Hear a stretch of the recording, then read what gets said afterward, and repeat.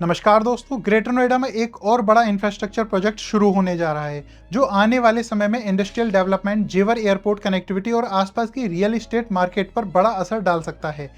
Greater Noida authority ने डाढ़ा गोलचक्कर से लेकर के डीएमआईसी इंटीग्रेटेड इंडस्ट्रियल टाउनशिप तक जाने वाली सड़क को 4 लेन से बढ़ा करके 6 लेन करने का फैसला लिया है।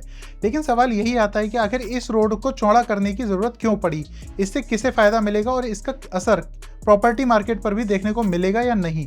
तो आइए जानते हैं इस पूरी खबर को विस्तार से। मैं हूं आयुष वर्मा और आप देख रहे हैं गुरुदेव real estate developers private limited का ऑफिशियल यूट्यूब चैनल।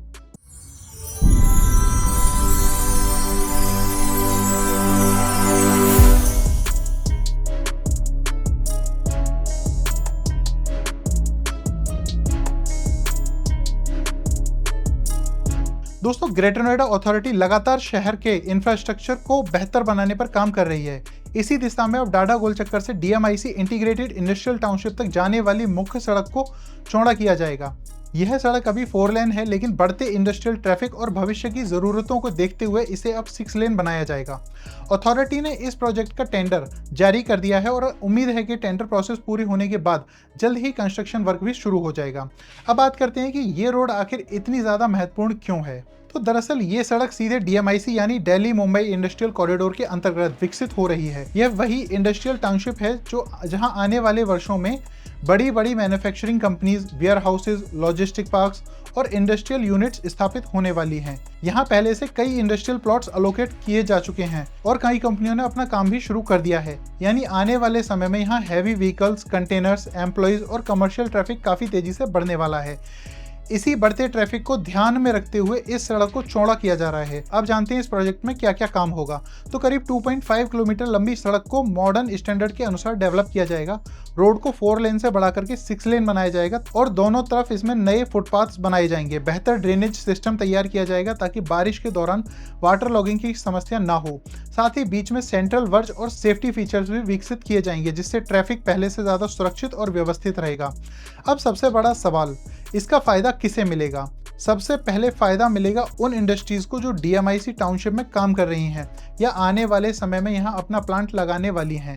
बेहतर रोड का मतलब होता है कम ट्रैवल टाइम, स्मूथ ट्रांसपोर्टेशन और हैवी व्हीकल्स की आसान मूवमेंट। इससे मैन्युफैक्चरिंग कंपनीज और लॉजिस्टिक बिजनेसेस दोनों को फायदा मिलेगा। लेकिन इसका असर सिर्फ इंडस्ट्रीज तक ही सीमित नहीं रहेगा, बल्कि इस रोड वाइडनिंग प्रोजेक्ट का फायदा सीधे जेवर नोएडा इंटरनेशनल एयरपोर्ट को भी मिलेगा।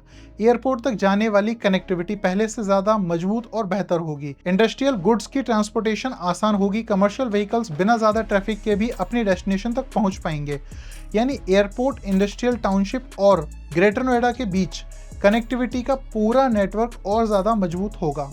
खबर के अनुसार भविष्य में कनेक्टिविटी को और आगे बढ़ाने की भी योजना है। यानी आने वाले समय में greater Noida, DMIC, Yamuna expressway और जेवर एयरपोर्ट के बीच रोड नेटवर्क पहले से कहीं ज्यादा मजबूत देखने को मिल सकता है। और रियल एस्टेट के नजरिए से देखें तो इंफ्रास्ट्रक्चर डेवलपमेंट किसी भी क्षेत्र की सबसे बड़ी ताकत होती है।